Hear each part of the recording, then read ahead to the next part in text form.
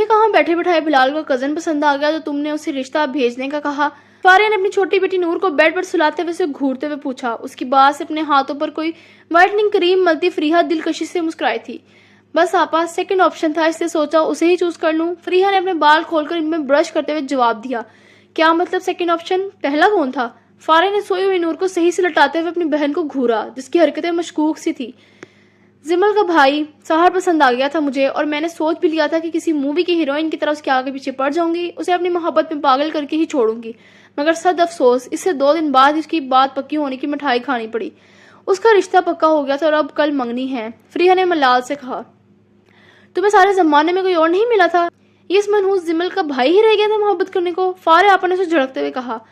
हाय, काश मोहब्बत हो जाती, मुझे तो उस पर क्रश आ गया था। क्या गुस्सा था एसएसपी साहब का। मैं तो उसे देखकर बेख्तियार अपना दिल थाम कर रह गई थी, मगर उस जालिम ने एक दफा भी अपनी सुनहरी आंखें उठाकर मुझे नहीं देखा। फरिया ने उसे सोचते हुए कहा। फारिया आपा ने गुस्से भरी निगाह उस पर डाली थी। बहुत ही बेशरम हो गई हो तुम फरीहा, फारिया ने उसे झड़कते हुए कहा, जिस पर वो बिटटाई से हंसती। यकीनन उसकी बहन ने उसे देखा नहीं था, तभी उसे यूं कह रही थी। अगर उसे देख लेती तो खुद भी तारीफ किए बगैर ना रह पाती। उसे अपनी सोच पर 100% यकीन था। बस ये आतिफ भाई ना बदलते तो इस सिमल पर दबाव डालकर इसके भाई से शादी करना कौन सा मुश्किल काम था। फरीहा ने एक सर्द सांस खींचते हुए कहा। क्या मतलब आतिफ ना बदलता? फारिया आपने हैरानी से पूछा। आप कभी वक्त निकालकर यहाँ 1 हफ्ता रहने आए और देखें कि क्या चल रहा है। फरीहा ने इसकी हैरानी पर महजूज कुन अंदाज में कहा। क्या बकवास कर रही हो? सीधी तरह बताओ क्या चल रहा है यहाँ, जिसका मुझे इल्म नहीं। फारिया आपने झुंझलाते हुए पूछा। फारिया आपा कल रात को अपने बच्चों समेत ही इनके साथ यहाँ आ गई थी और आज शाम अपने आने वाले ससुराल वालों के साथ ही वापस जाने का इरादा रखती थी।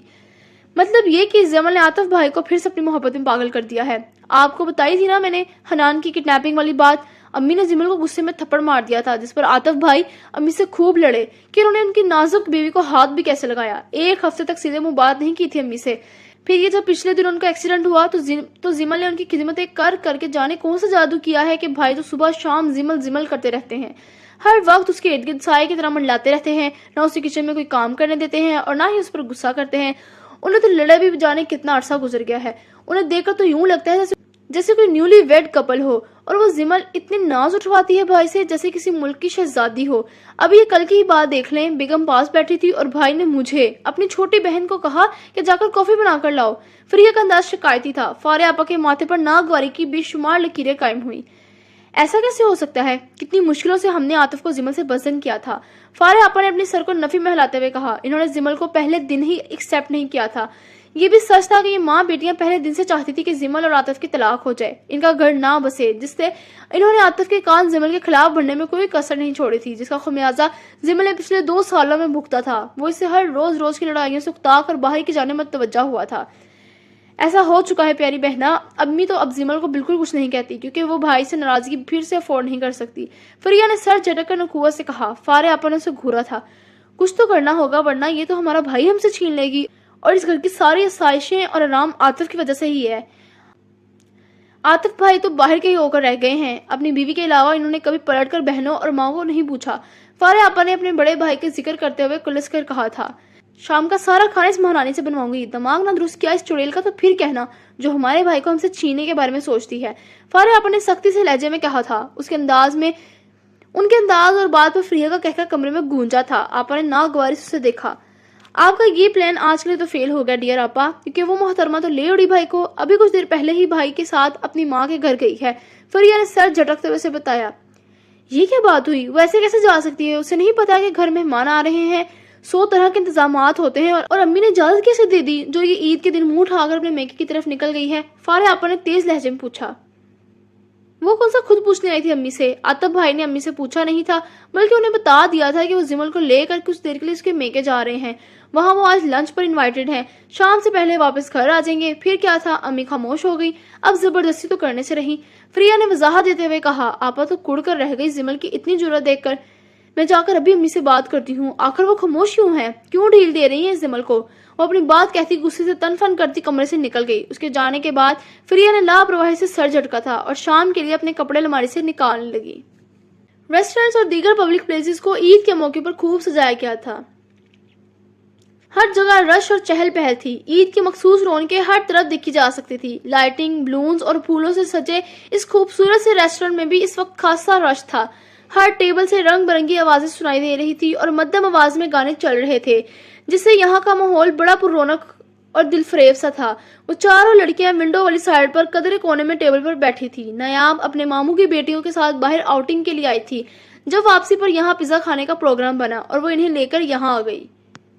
اس کے ماموں کراچی میں رہتے تھے اور عید کے موقع پر اپنی فیملی کے ساتھ ان سے ملنے آئے تھے. اس کی کزن پیزا کھاتے ہوئے مسلسل کسی نہ کسی بات پر ہنسی مذاق کرتی کہہ لگا رہی تھی، جس سے نیاب کا اداس موڈ بھی کچھ گھنٹوں کے لیے ٹھیک ہو گیا تھا. وہ کل سے اپنی بیسٹی کو مس کرتے ہوئے اداس تھی، ڈسٹرب تھی. وہ مائرہ کی بات کا جواب دیتے ہوئے کسی بات پر کھلا کر ہنسی تھی. جب اسے محسوس ہوا کہ کسی ناچتی سے اس کا دوپٹہ کھینچا ہو، اس نے گردن موڑ کر اپنے پیچھے دیکھا تو اس کی نظر اس بچے پر پڑی جو اپنے ہاتھ میں اس کی رنگ پکڑے اس کا دوپٹہ ہلکے سے کھینچتا ہوا اس کی توجہ اپنی جانب مبذول کروانے کی کوشش کر رہا تھا. نیاب نے آنکھوں میں چمک لی اس خوبصورت بچے کو دیکھا جو گہری سرخ شرٹ، بلیک جینز میں ملبوس، سیاہ چھوٹے سے جوگرز پہنے، سرخ و سفید رنگت، پھولے پھولے گاس، سنہری آنکھوں والا یہ بچہ یہاں موجود ہر کسی کی اپنی طرف متوجہ کر رہا تھا. اس کے سنہری بال لاپرواہی سے پیشانی پر بکھرے ہوئے تھے. حنان حسین ہونے کے ساتھ ساتھ کیوٹ بھی رچ کر تھا. نیاب بے اختیار اپنی جگہ سے اٹھتے ہوئے اس کے پاس نیچے گھٹنوں کے بل بیٹھی تھی اور حیرت سے اس کے ہاتھ میں اپنی گولڈ کی رنگ دیکھی تھی.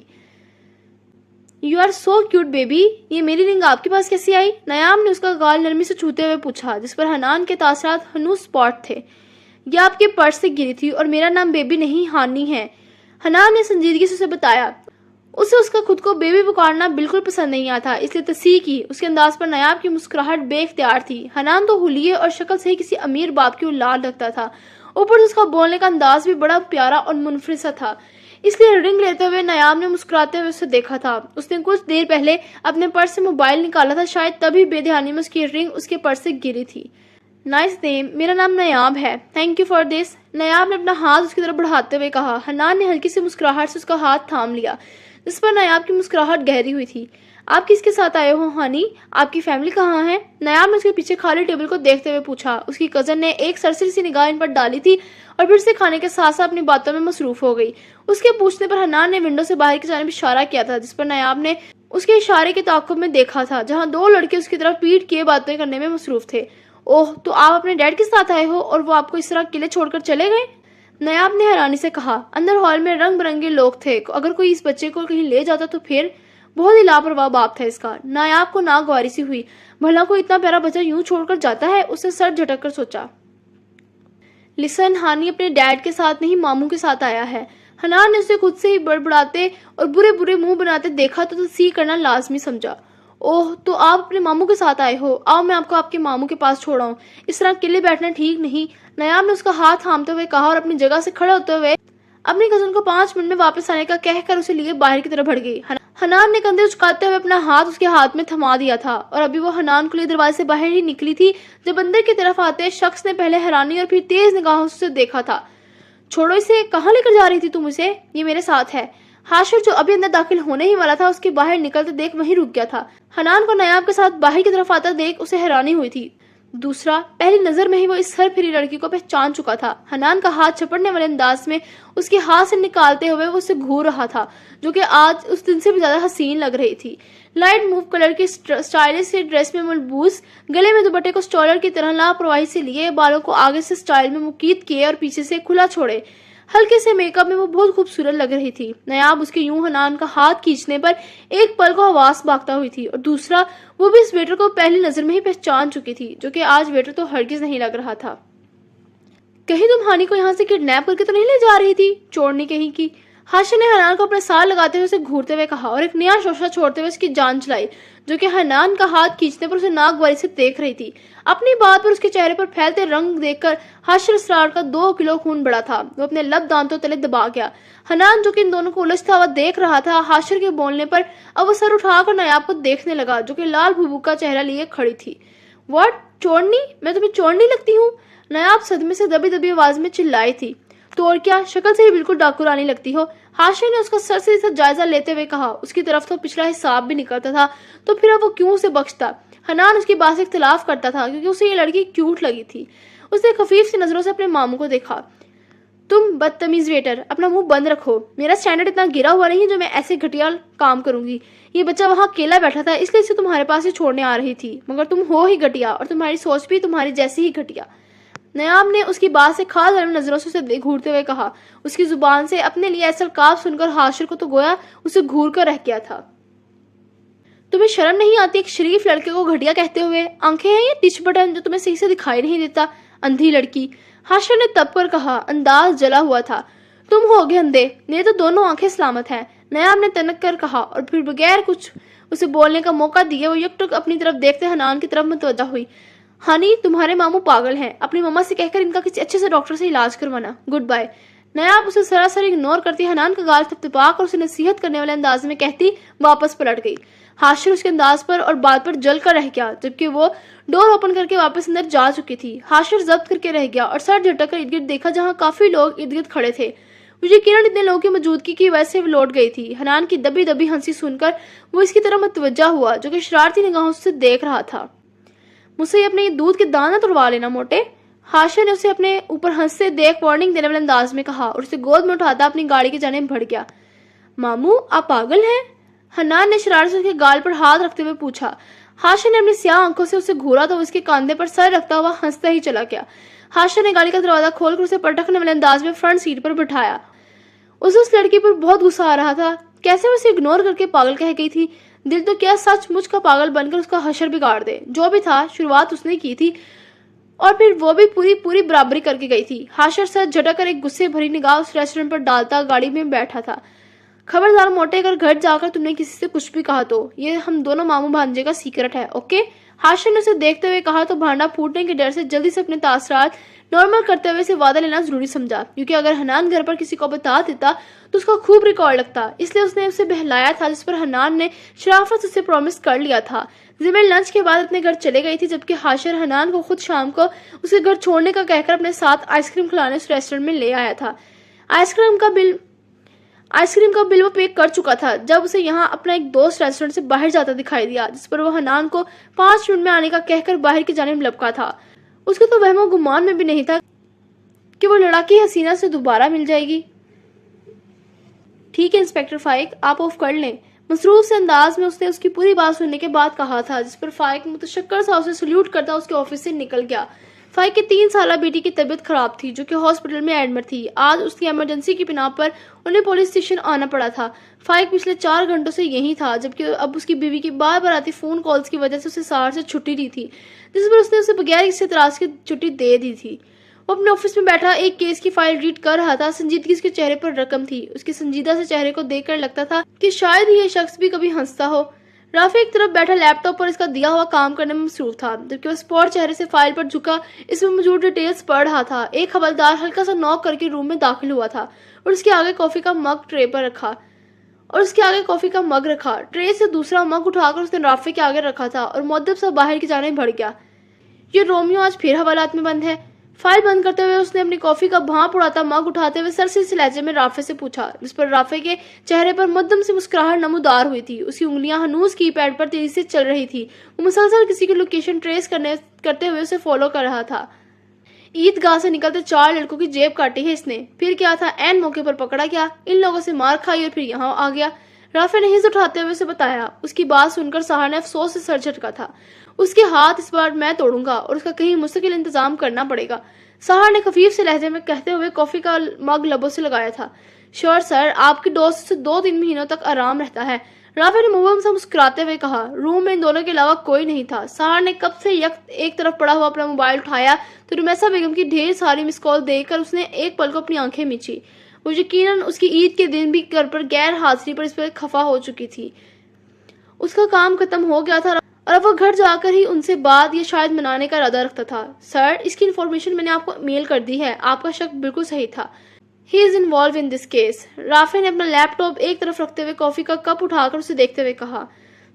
آئی نو، اس نے مصروف انداز میں کہا. وہ اپنی چیئر کے ایک طرف بنی کانچ کی الماری میں ٹیبل پر پڑی فائلز رکھتے ہوئے کچھ تلاش رہا تھا. رافع نے کافی پیتے ہوئے اس کی پشت کو بغور دیکھا.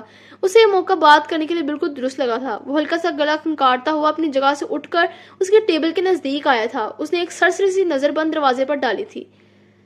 سر، مجھے آپ سے بات کرنی تھی. رافع نے اس کی پشت کو دیکھتے ہوئے سنجیدگی سے کہا، بولو، سن رہا ہوں۔ سارا نے ہنوز فائلیں ادھر ادھر کرتے ہوئے کہا، اسے اپنی مطلوبہ فائل نہیں مل رہی تھی، اس کی بات سے نہ پلٹا تھا اور نہ ہی اس پر نگاہ ڈالی تھی۔ سر، اب تو سب کلیئر ہے نا کہ پروفیسر اور رمشا کا مرڈر اس منظور شاہ نے کیا ہے۔ اسرا اس کیس میں سراسر انوسنٹ ہے۔ رافع نے اسے بغور دیکھتے ہوئے پوچھا۔ فائل ڈھونڈتے سحر کے ہاتھ فقط ایک لمحے کو رکے تھے، جبکہ وہ دوبارہ اپنے کام میں مصروف ہو گیا۔ سب کچھ جانتے ہوئے بھی مجھ سے کیوں پوچھ رہے ہو؟ سحر نے بغیر پلٹے ہوئے کہا، انداز عام سا تھا۔ اس لیے کیونکہ مجھے پورا یقین ہے کہ اسرا آپ کے پاس ہے۔ کہاں رکھا ہے آپ نے اسے؟ رافع نے اپنے لہجے میں پورے اعتمادی پیدا کرتے ہوئے کانفیڈنس سے کہا۔ وہ اپنی بات پر اس کا ریئیکشن دیکھنا چاہتا تھا۔ اس نے اس سے پوچھا نہیں تھا، بلکہ ڈائریکٹ کہہ دیا تھا کہ اسرا اسی کے پاس ہے۔ اسے یہ آخری امید تھی کہ شاید اسرا سحر کے پاس ہو۔ واٹ؟ تمہارا دماغ تو درست ہے نا؟ تم مجھ پر شک کر رہے ہو؟ اس کی بات سن کر اس کے اعتماد میں ذرا برابر کمی نہیں آئی تھی۔ اسے اس کی مطلوبہ فائل مل گئی تھی، جسے ہاتھ میں تھامے اس کی بات سے ایڑیوں کے بل گھوما تھا اور ناگوار سے اسے دیکھا جو کہ اس محترمہ کا وکیل بن کر کھڑا تھا۔ اس کے اس انداز پر سنہری آنکھوں میں خفگی امڑ آئی تھی۔ میں بس پوچھ رہا ہوں سر کہ وہ کہاں ہے، کیونکہ میں نے اسے اپنے طور پر ہر جگہ ڈھونڈ چکا ہوں اور وہ مجھے کہیں نہیں ملی۔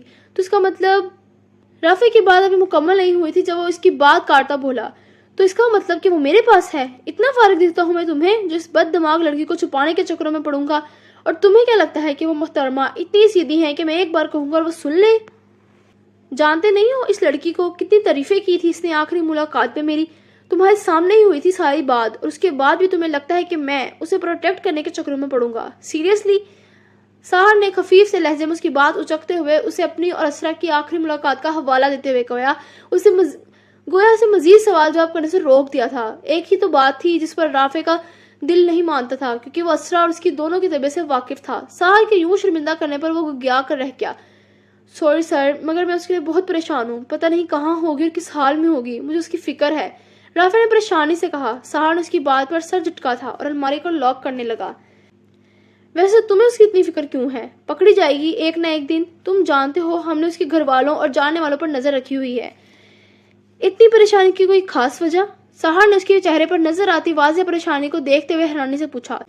جانے کیوں اسے رافع کا یوں اس اسرا کی پرواہ کرنا بالکل اچھا نہیں لگا تھا۔ یہ سوال پوچھتے ہوئے اس کا لہجہ تیز تھا۔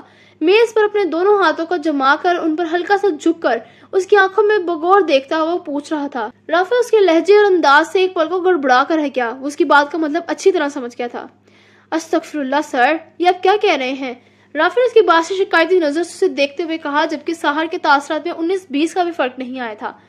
ویسے اس میں برائی بھی کیا ہے؟ تمہارے ساتھ تو ویسے بھی اس میڈم کے انداز بالکل ٹھیک اور بہت خوشگوار رہتے ہیں۔ اس کا لہجہ بظاہر سپاٹ اور سنجیدہ تھا، جبکہ اسے اپنا دل مسلسل ایک انجانی سی آگ میں جلتا ہوا محسوس ہوا تھا۔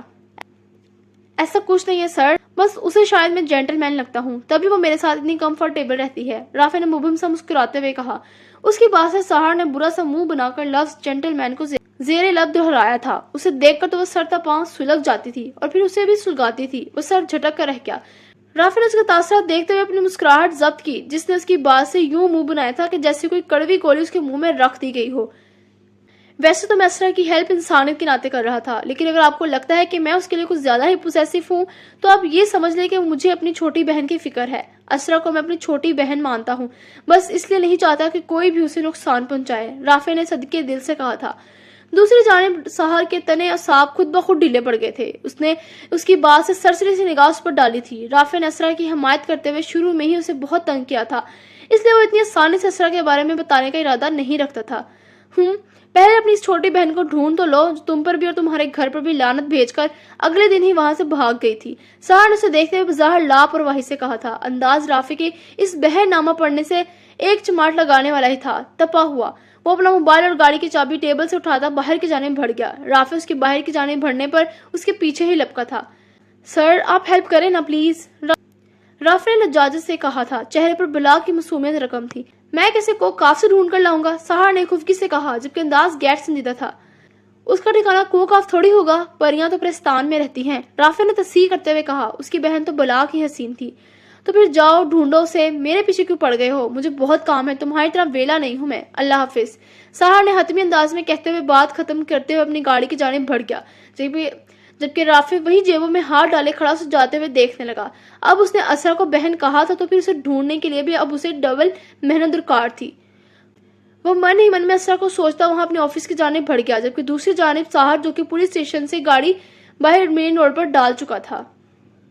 اسرا کے بارے میں اتنی طویل بحث سے جیسے اسے ایک پل کو اپنی غلطی کا احساس ہوا تھا۔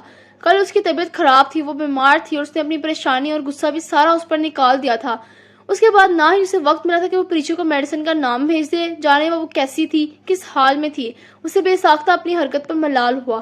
پریچو نے بھی دوبارہ اسے کوئی کال یا میسج نہیں کیا تھا۔ وہ گھر جا کر فری ہوتے ہی وہاں کال کرنے کا ارادہ رکھتا تھا، جبکہ وہ نہیں جانتا تھا کہ وہ پھر سے اپنے کاموں میں، اپنی مصروفیات میں اسے بھول جائے گا جو کہ فی الحال اس کے آسرے پر تھی۔ یہ تم آدھی رات کو گیٹ میں کھڑی کیا کر رہی ہو؟ علیشا جو بھی گیٹ کا چھوٹا دروازہ بند کر کے پلٹنے ہی والی تھی، اس کی سرد آواز اپنی پشت پر سن کر ایک پل کو ڈر گئی۔ اس نے ناگواری سے پلٹ کر اپنے پیچھے کھڑے حازم کو دیکھا۔ تمہیں تمیز نہیں ہے اور یہ تم کیا آتے جاتے فضول روب ڈالتے ہو مجھ پر؟ کیا سمجھ رکھا ہے تم نے مجھے؟ علیشا نے خاص ہونے میں نظروں سے اسے دیکھ کر پوچھا، جو کہ یقیناً کچن کے پچھلے دروازے سے نکل کر ادھر کو آیا تھا۔ تبھی اس نے باہر جاتے اسما کو نہیں دیکھا تھا۔ میری تمیز کو چھوڑو، جتنی تمیز تمہیں ہے سب جانتا ہوں میں۔ اور ایک بات، آئندہ رات کے وقت یوں گیٹ کے پاس کھڑی دکھائی دی تو ٹانگیں توڑ دوں گا میں تمہاری۔ حازم کا لہجہ وارن کرنے والا تھا۔ وہ بھی تائی جان کے کمرے سے آگ بگولا ہو کر نکلا تھا، جو کہ اس کا علیشا سے رشتہ پکا کرنا چاہتی تھی۔ حازم انہیں صاف انکار کر کے آیا تھا، مگر وہ اپنی ماں کو بھی جانتا تھا۔ ان سے خوب بحث و تکرار کرنے کے بعد بھی وہ جلد بھن کر گھر سے باہر نکلنے لگا تھا، جب اس فساد کی جڑ سے دروازے میں ہی کھڑی دکھائی دی تھی۔ تم ہاتھ تو لگا کر دکھاؤ، تایا ابو سے تمہارے ہاتھ نہ توڑوا دیے تو پھر کہنا۔ علیشا پھر اسی کی کزن تھی، اس نے بھی اس کی بات سے اس کی طرح تڑک کر جواب دیا تھا۔ حازم اس کی بات سے تنزیہ مسکرایا اور پھر اگلے ہی لمحے اس کی نازک سی کلائی کو اپنی مضبوط گرفت میں جکڑ کر فضا میں بلند کرتے ہوئے اس کے چہرے کے سامنے کیا، انداز جتانے والا تھا۔ علیشا اس کے یوں ہاتھ پکڑنے پر ایک پل کو حیران ہوئی تھی۔ اسے حازم سے اس قدر ہٹ درمی کی توقع نہیں تھی۔ وہ پہلے تو اتنا بدتمیز نہیں تھا۔ اپنا ہاتھ اس کے ہاتھ سے نکالنے کے تگ و دود میں جانے کیوں بے بسی کے احساس اس کی آنکھیں بھیگ گئی۔ کیا ہوا؟ بلاؤ نا اپنے تایا ابو کو، آ کر ہاتھ توڑے میرے۔ حازم نے جتاتے ہوئی نگاہوں سے اسے دیکھتے ہوئے طنزیہ لہجے میں کہا۔ علیشا کا دل کیا چیخ چیخ کر سارے گھر کو اکٹھا کر لے، مگر جانے کیوں وہ ایسا نہیں کر سکتی تھی۔ اسے شدید بدگمانی اپنی جگہ، مگر یہ ہٹ جائی کہیں نہ کہیں اس کے دل کی خواہش بھی تھا۔ آئندہ کسی مرد کو چیلنج کرنے سے پہلے 100 دفعہ سوچنا۔ ہر مرد مجبور اور بے بس نہیں ہوتا۔ اس نے اس کی آنکھوں میں دیکھ کر کہتے ہوئے جھٹکے سے اس کی کلائی چھوڑ دی تھی۔ علیشا نے شکوہ کناہ نگاہوں سے اسے دیکھا۔ یہ گھر میں جو کھچڑی پک رہی ہے نا، اس سے واقعی تو تم بھی ضرور ہوگی، تو بہتر یہی ہے کہ تم بھی اپنے حصے کا انکار کر دو، کیونکہ میں تو اپنا فیصلہ سنا آیا ہوں۔ اسرا کے علاوہ کوئی میری بیوی نہیں بنے گی اور میں اس کے لوٹنے کا انتظار کروں گا، چاہے جتنے مرضی دن، مہینے یا سال گزر جائیں۔ حازم کا لہجہ حتمی تھا۔ علیشا نے اس کی بات سے لب انچے۔ اس قدر دیوانگی، وہ بھی اس اسرا کے لیے؟ علیشا حسرت سے اپنی مٹھیاں بھینچی تھی۔ اور اگر وہ کبھی نہ لوٹی تو، یا اس نے کہیں اور شادی کر لی ہوئی تو؟ علیشا نے اپنی بات سے اس کے چہرے پر ابھری سرخی بخوبی دیکھی تھی۔ یہ تمہارا مسئلہ نہیں ہے، اس نے دانت کچکچاتے ہوئے کہا، اور ایک سخت نظر اس پر ڈال کر وہ گیٹ کھول کر باہر نکلتا چلے گیا۔ علیشا نے نم نگاہوں سے جاتے ہوئے دیکھا تھا۔ تم اپنی محبت کے غرور میں منہ کے بل گرو گے حازم فرحان۔ یہ ان دیکھی یک طرفہ محبت تمہارا سارا غرور مٹی میں ملا دے گی۔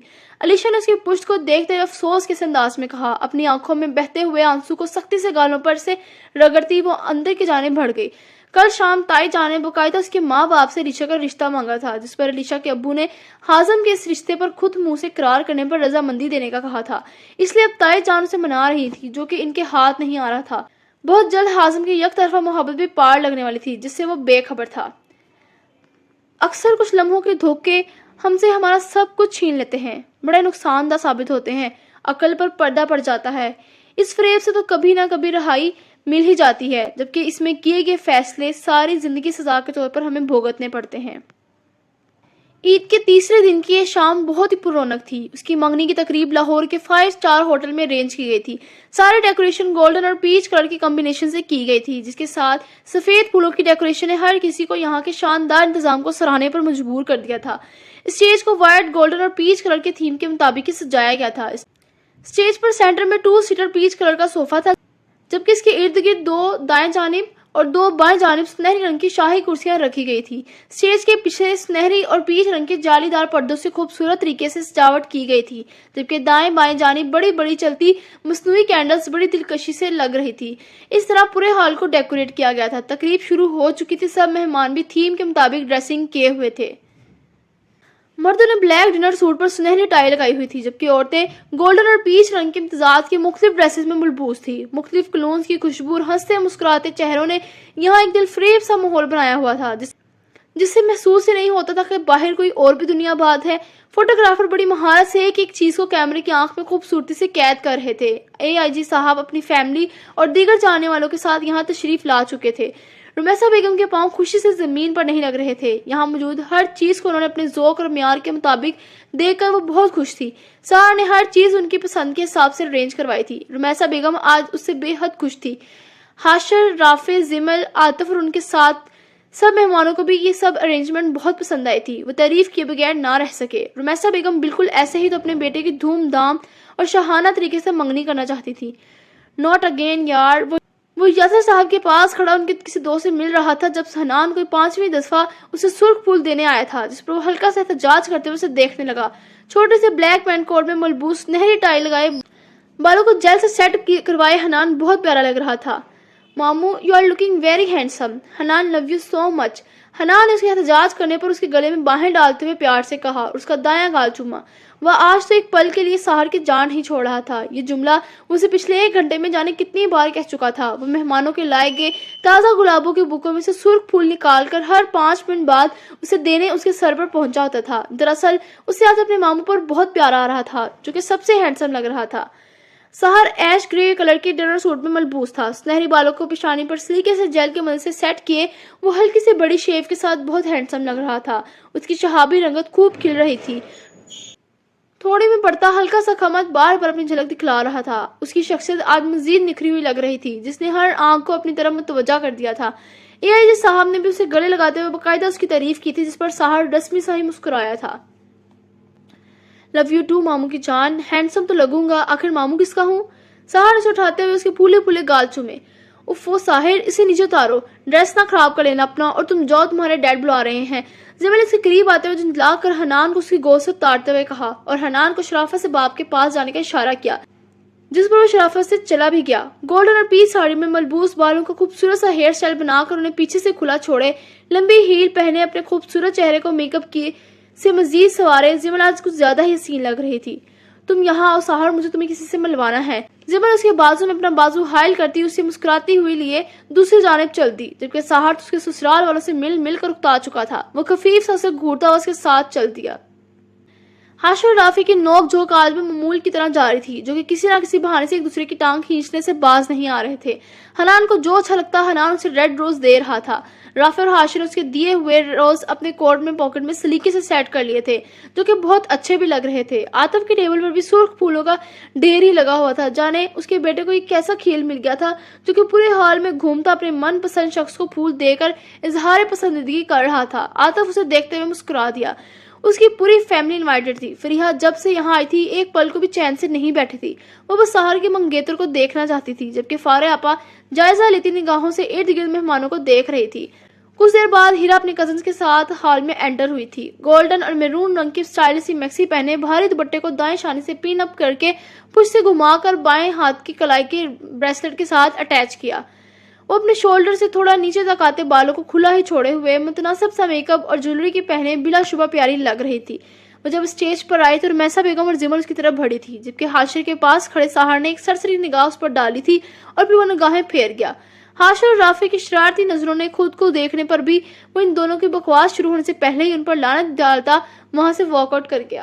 کل رات اس نے خود کو بڑی مشکل سے اس امتحان کے لیے تیار کیا تھا۔ اسے ہیرا سے کوئی محبت نہیں تھی، لیکن اس نے سوچ لیا تھا کہ اپنی ماں کی خاطر وہ اس رشتے پر دل سے راضی ہونے کی پوری کوشش کرے گا۔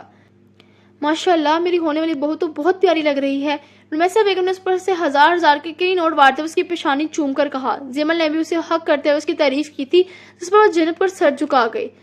یہ دوپٹہ اگر سر پر لے لیتی تو اور بھی زیادہ پیاری لگتی۔ رمیسا بیگم کو اس کے دوپٹے کی سیٹنگ کچھ خاص پسند نہیں آئی تھی، اسی لیے کہے بغیر نہ رہ سکی۔ اس کی میکسی کا پچھلا گلا تھوڑا ڈیپ تھا، جو کہ اس کے کھلے چھوٹے بال بھی کور کرنے میں ناکام رہے تھے، اس لیے رمیسا بیگم نے بظاہر مسکراتے ہوئے ہی کہا، یہ لوگ ماڈرن ضرور تھے مگر رسم و رواج کے معاملے میں خاصے پابند تھے۔ زمل نے بھی اب غور کیا تھا۔ ارے آنٹی، آج کل کون سی دلہنیں سر پر دوپٹہ لیتی ہیں؟ ہماری ہیرا کو ویسے بھی سر پر دوپٹہ جمانا پسند نہیں۔ اس کی ایک کزن نے اس کی بات پر ہیرا کے چہرے کی مسکراہٹ سمٹتے دیکھا تو جلدی سے بولی۔ اس کے یوں کہنے پر رمیسا بیگم کچی سی ہو گئی۔ اٹس اوکے، اچھا لگ رہا ہے ایسے بھی، زمل نے مسکراتے ہوئے کہا۔ میں نے تو بس یوں ہی کہہ دیا تھا، برا تو نہیں لگا میری بیٹی کو؟ ہیرا کو یک دم سنجیدہ ہوتے دیکھ رمیسا بیگم نے پیار سے اس کی تھوڑی پکڑتے ہوئے پوچھا، جس پر وہ بولی کچھ نہ تھی، بس ہلکا سا مسکرا دی۔ ہیرا تو ان کی پسند تھی، اس لیے انہیں اس کی پسند کا بھی خیال رکھنا تھا۔ اس کے بعد اسٹیج پر باری باری ہیرا سے ملنے آتے رہے، جبکہ ہیرا کی نظریں تو اپنے بابا کے پاس کھڑے ساحر پر ٹک گئی تھی۔ وہ ارد گرد دیکھنا ہی بھول گئی۔ بہت بلا کا ہینڈسم لگ رہا تھا۔ ہیرا کو اپنی قسمت پر رشک آیا۔ اس کی دوست اور کزن اس کے یوں دیدے پھاڑ کر ساحر کو دیکھنے پر اس کا خوب ریکارڈ بھی لگا رہی تھی، مگر اسے پرواہ ہی کب تھی۔ کچھ دیر بعد منگنی کی رسم شروع ہو چکی تھی۔ ساحر اسے تھوڑا فاصلہ رکھتے ہوئے اس کے ساتھ صوفے پر بیٹھا تھا۔ پہلے رمیسا بیگم نے اسے انگوٹھی نکال کر دی تھی، جسے تھامتے ہوئے وہ ہلکی سی مسکراہٹ کے ساتھ اس کا ہاتھ بغیر تھامے ہی احتیاط سے اپنی انگوٹھی پہنا چکا تھا۔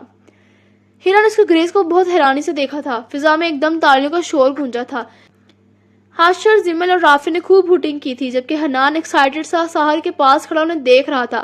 عاطف بھی زمل کے پاس ہی کھڑا تھا۔ یاسر صاحب نے انگوٹھی نکال کر ہیرا کی طرف بڑھائی تو ہیرا نے ساحر کا ہاتھ پورے استحقاق سے تھامتے ہوئے اسے رنگ پہنائی تھی۔ اس کے یوں کانفیڈنس سے ہاتھ تھامنے پر رافع، زمل، ہاشر اور ہیرا کی کزن نے خوب ہوٹنگ کی تھی، جبکہ ایک پل کو ساحر بھی اس کے یوں اپنا ہاتھ تھامنے پر دیکھ کر رہ گیا، جبکہ اگلے ہی لمحے وہ اپنا ہاتھ غیر محسوس انداز میں اس کے ہاتھ سے نکال چکا تھا۔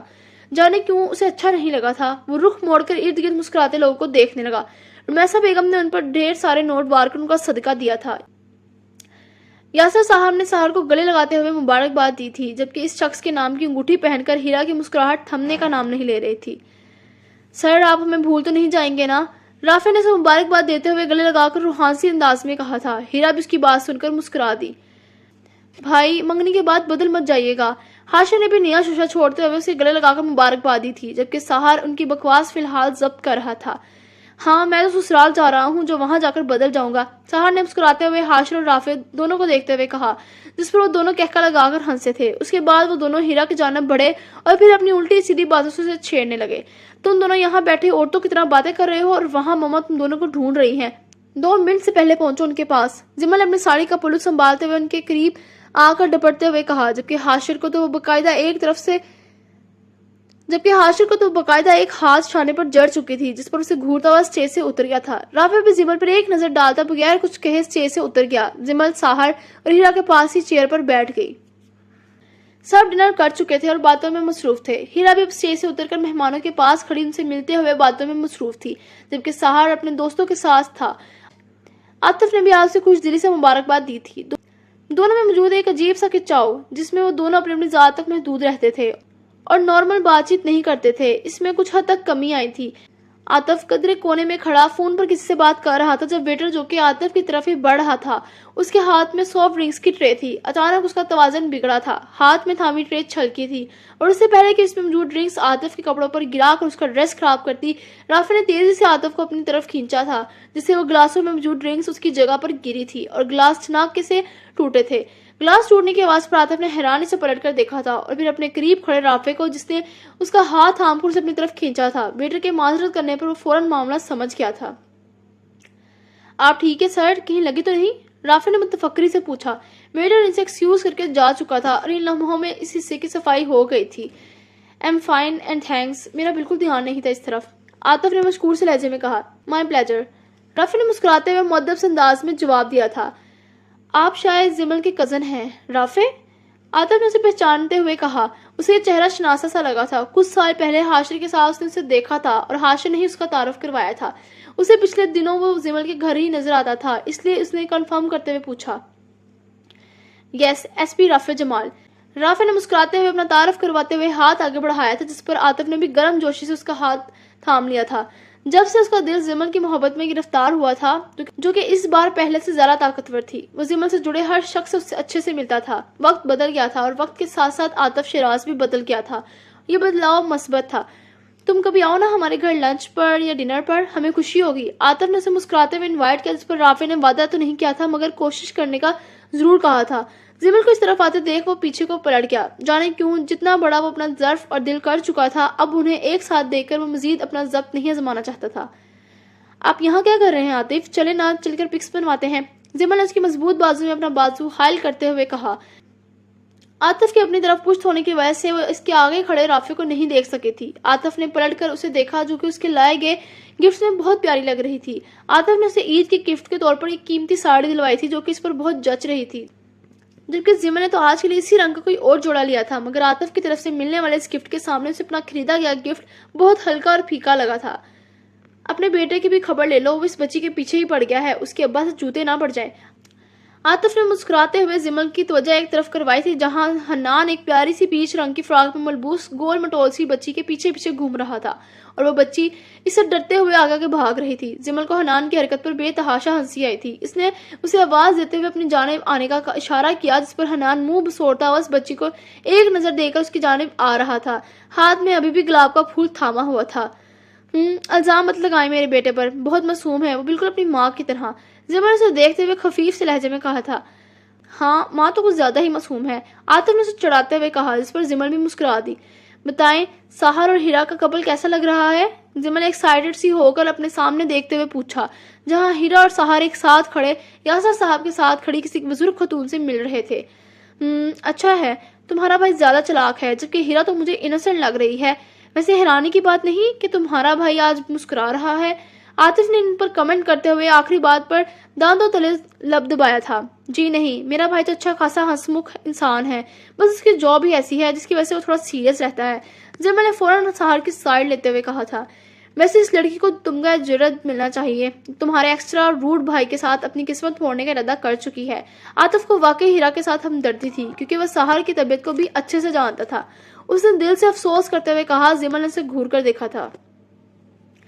खुशकिस्मत है वो जिसे मेरा हीरे जैसा भाई मिल रहा है। आपको तो जाने साहर से कौन सा बैर है, मैं ही पागल थी जो आपको यहाँ बुलाने आ गई।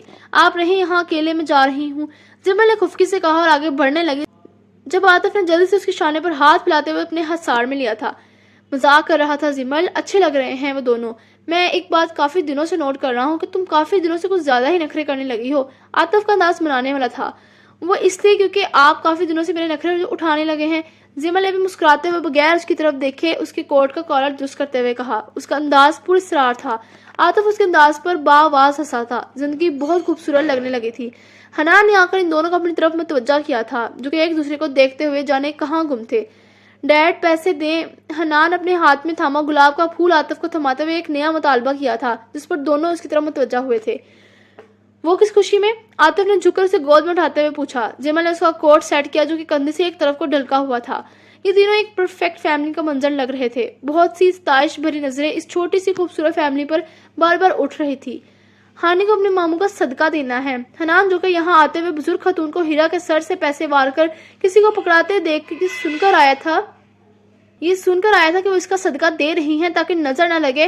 तो बस फिर हनान को भी याद आया कि इसे भी अपने मामू का सदका देना चाहिए, जो कि सबसे हैंडसम लग रहा था। उसने अपनी लॉजिक अपने माँ बाप को बताते हुए पैसे मांगे, जिस पर आतिफ ने जिमल को खुशमगी नजरों से देखते हुए अपने वॉलेट से 2 5-5 हजार के नोट निकाल कर दिए थे, जिससे हनान के चेहरे की चमक दीदनी थी और वो पैसे लेकर भागता हुआ साहर की जाने बढ़ गया।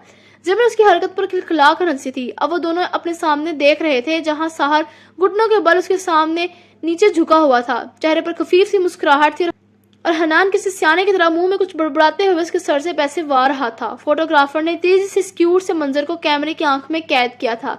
साहर तो अपने भांजे की हरकतों पर झुंझलाने के साथ महसूस भी हो रहा था, जबकि उसकी हरकतों पर इसे प्यार अलग आ रहा था। जिमल और आतिफ अपनी जगह पर खड़े उन्हें देख रहे थे, जबकि अपने बेटे की हरकतों पर दोनों के चेहरों पर मुस्कुराहट थी।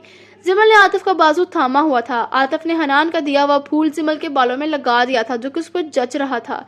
वो दोनों एक साथ अच्छे लग रहे थे। एक इत्मीनान भरी मुस्कुराहट दोनों के लबों पर थी। दूर खड़े राफी के चेहरे पर उन्हें देखते हुए एक अफसुर्दा सी मुस्कुराहट थी। वो दिल से जिमल की खुशियों का ख्वाहिशमंद था। वो मोहब्बत के इस मुकाम पर था जहाँ महबूब का महबूब भी महबूब होता है। जिमल अपनी जिंदगी में आगे बढ़ गई थी। वो अपने शोहर के साथ बहुत खुश थी। उसका एक प्यारा सा बेटा था। उसकी जिंदगी मुकम्मल और खूबसूरत थी, जबकि राफे जाने कब से उसके एक रास्ते का मुसाफिर था, जिसकी जाने कोई मंजिल थी भी या नहीं।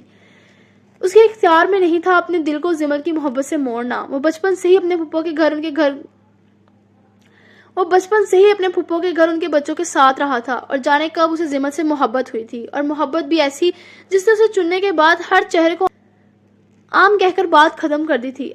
اب تو رافع کو اپنی بے خودی اور اپنی شدید یک طرفہ محبت پر کبھی کبھی ہنسی آتی تھی. وہ اس لیے اس کے سامنے جانے سے، اسے گفتگو کرنے سے اندر ہی اندر سے ڈرتا تھا کہ کہیں اس کے سامنے اس کے منہ سے کچھ ایسا نہ ہو جائے جسے زمل یا کسی اور اس کی اندرونی کیفیت کا اندازہ ہو. کہیں کوئی اس کی آنکھ میں اس کے لیے چاہت نہ دیکھ لے، اس لیے وہ سب کے سامنے اسے دیکھنے سے گریز ہی کرتا تھا. وہ زمل سے آنکھیں ملائے بغیر بات کرتا تھا، کیونکہ اس کی آنکھوں میں دیکھنا شاید دنیا کا مشکل ترین کام تھا. ایک طرف وہ تھا اپنی یک طرفہ محبت میں گرا دیوانہ، اور دوسری جانب وہ تھی ان سب سے بے خبر، اپنی ہستی مسکراتی زندگی میں مصروف. رافع زیادہ دیر وہاں رک نہیں سکا. اپنی نظروں کا زاویہ بدلتے ہوئے وہ دوسری جانب بڑھ گیا. وہ صرف اور صرف ساحر کی وجہ سے یہاں موجود تھا. اسے اپنے سر کی خوشیاں اپنی ذات سے زیادہ عزیز تھی، ورنہ تو اس کی شادی کے بعد اس نے قسم کھا لی تھی کہ وہ دوبارہ کبھی اس کا سامنا نہیں کرے گا. ساحر اپنے ایک دوست کے پاس کھڑا تھا جب بار بار آتی فون کال نے اس کی توجہ اپنی جانب مبذول کروائی تھی. وہ اسے ایکسکیوز کرتا ہوا ایک سائٹ پر آیا تھا اور کال اٹینڈ کی. یہ پریشا کی کال تھی. دوسری طرف سے جو خبر سے سننے کو ملی تھی وہ اس کے حواس انجوڑ گئی. وہ ایک پل کو حواس بھاگتا ہوا تھا، جبکہ دوسرے ہی پل سنبھلتے ہوئے اس نے اجرت میں فون پر دوسری جانب تسلی دیتے ہوئے اپنے آنے کا یقین دلایا تھا، اور کال بند کرتا ہوا وہ یاسر صاحب کی طرف بڑھا تھا. انہیں ایک ایمرجنسی کا کہہ کر وہ لمحوں میں ہال سے نکلا تھا. رمیسا بیگم، ہاشر اور رافع سب نے اسے جاتے دیکھا تھا، جبکہ ہاشر تو اس کے پیچھے گیا تھا کہ آخر وہ اتنے اہم موقع پر یوں اس طرح گھبرا کر کہاں بھاگا جا رہا تھا. ہاشر کو بھی ایک ایمرجنسی کا کہہ کر سب کو سنبھالنے کا کہہ کر وہ اپنی گاڑی میں سوار ہو کر لمحوں میں وہاں سے نکل گیا. اس کے یوں چلے جانے سے ہیرا کی مسکراہٹ سمٹی تھی. اسے اداس نگاہوں سے جاتے دیکھا تھا، جو کہ ہمیشہ کی طرح آج بھی اسے اگنور کر کے چلا گیا تھا. دوسری جانب تیزی سے ڈرائیونگ کرتے ہوئے وہ اس منزل کی جانب رواں تھا، جو کہ ایک نیا سلسلہ، ایک نیا رابطہ شروع کرنے والی تھی. اس کا آج کا سفر اسے بہت کچھ چھیننے والا تھا جس سے وہ بے خبر تھا. اگر اسے آج اپنے ہونے والے نقصان کا ذرا سا بھی اندازہ ہوتا تو کبھی وہاں سے نہیں جاتا. باہر رات تیزی سے گہری ہو رہی تھی. اس نے اپنی ریسٹ واچ پر نظر ڈالتے ہوئے گاڑی کی سپیڈ مزید بڑھائی تھی. قسمت کے کچھ فیصلے بڑے عجیب، انوکھے اور غیر متوقع ہوتے ہیں. کوئی کسی کا ہو کر بھی اس کا نہیں ہوتا، اور کوئی کسی کا کچھ بھی نہ ہوتے ہوئے بھی اس کا سب کچھ ہوتا ہے. جاری ہے. کیسے لگی آپ کو اندیکھا خواب کی قسط نمبر 12؟ کمنٹس میں لازمی بتائیے گا. فائنلی میرے چینل کو لوگ ضرور سبسکرائب کر دیں اور بیل آئیکن کو لازمی پریس کر دیں تاکہ آپ کو آنے والی ویڈیو کا نوٹیفیکیشن مل سکے، اور مجھے زیادہ سے زیادہ سپورٹ کریں. تھینک یو سو مچ. ملتے ہیں اگلی ایپیسوڈ میں. اللہ حافظ.